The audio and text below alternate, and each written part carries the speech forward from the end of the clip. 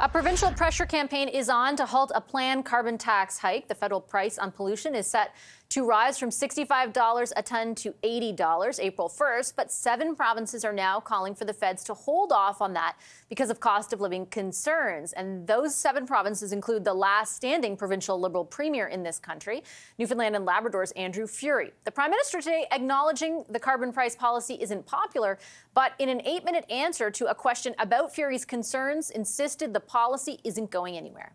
My job is not to be popular. My job, although it helps, my job is to do the right things for Canada now and do the right things for Canadians a generation from now. And that's an easy thing for short-term politicians, short-term thinker politicians, to say, oh, we'll get rid of the price. They don't talk about the fact that they're also going to get rid of that check, the Canada carbon rebate, that puts more money in the pockets of the vast majority of Canadians. You're going to hear from federal MPs on this issue in just a moment. But first, let's get the provincial side with Dennis King. He's P.E.I.'s premier. Hi, Premier. Great to have you back on the show. Thanks for making the time. Oh, glad to be here. Thanks for having me, Vashi. Premier, you wrote a letter to the Prime Minister very similar to what we read from Premier Furey yesterday, last week, though, asking essentially for the same thing, for there to be a pause on the increase scheduled to the carbon price on April 1st. Have you received a response? Not that I'm aware of as of airtime right now with you. Certainly understand that the Prime Minister has a very busy schedule, and I'm sure I'm not the only one writing to him. So nothing that I know of as of yet.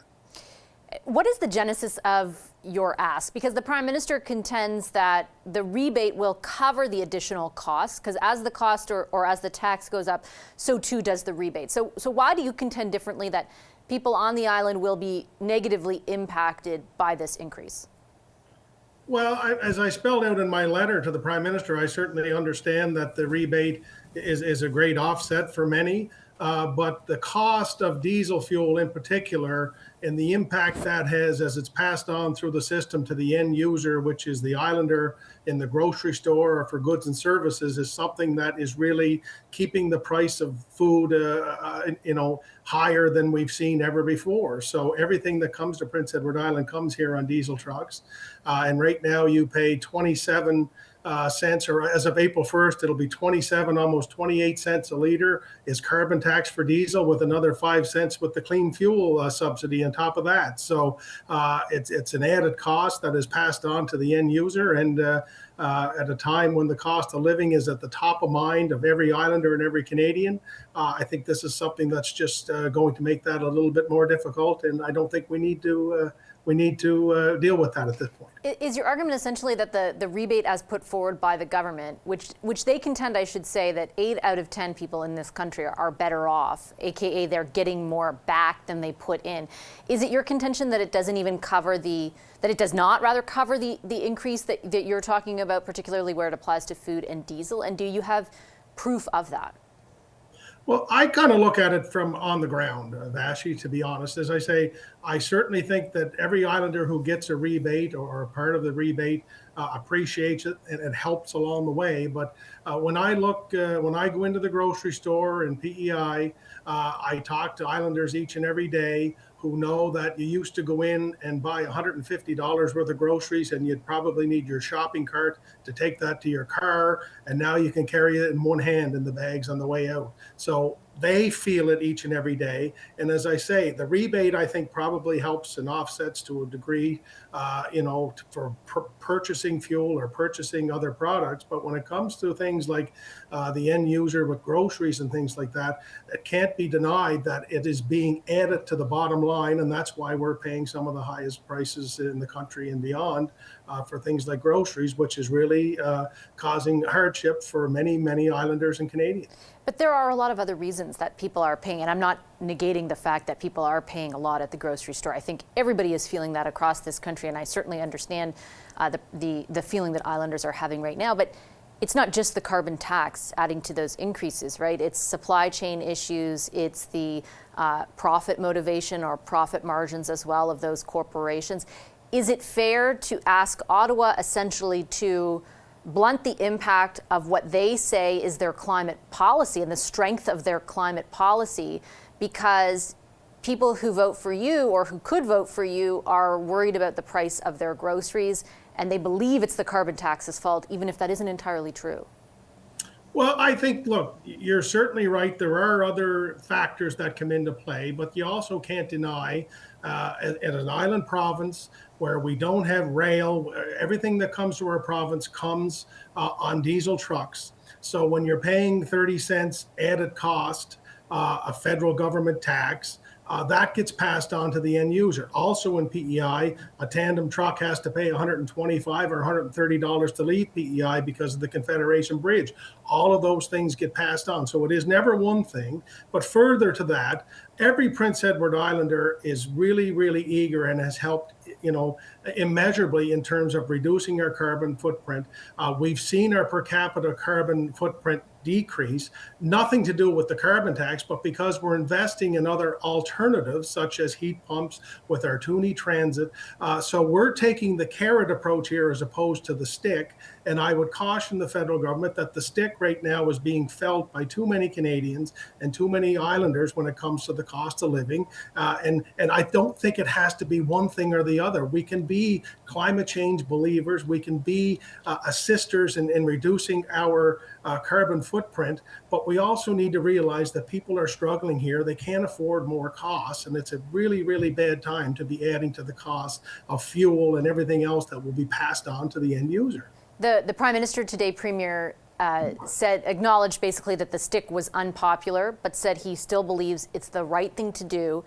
And he described politicians who want the tax to end as, quote, short-term thinkers. How do you respond to that? I've never been big in politics with this name-calling stuff. I do understand the cut and thrust of partisan politics sometimes. This has nothing to do with partisan politics for me.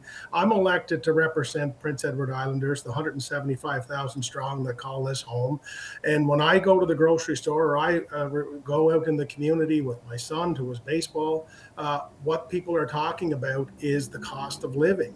And everybody, as I say, we're an island province. We're not climate change deniers. We see and feel it every day. And we've been working at breakneck speed with initiatives that are leading the country to reduce our carbon footprint.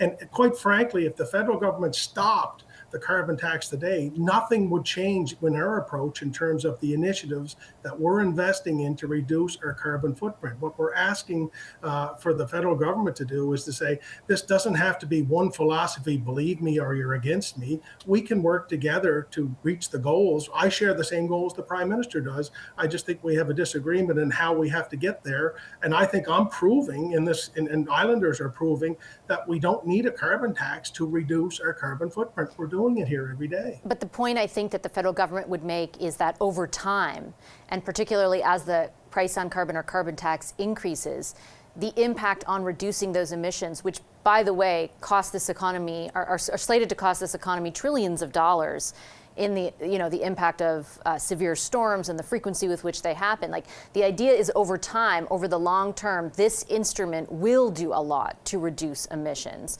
So in the absence of it, PEI would still be on the same track, but could perhaps not be as aggressive as it might be 10 years from now in reducing those emissions. Look, I don't have a crystal ball. I mean, we're 175,000 people who are doing things like introducing heat pumps at a great pace, our Toonie Transit, our EV bikes and vehicles rebates are really, really giving people other alternatives.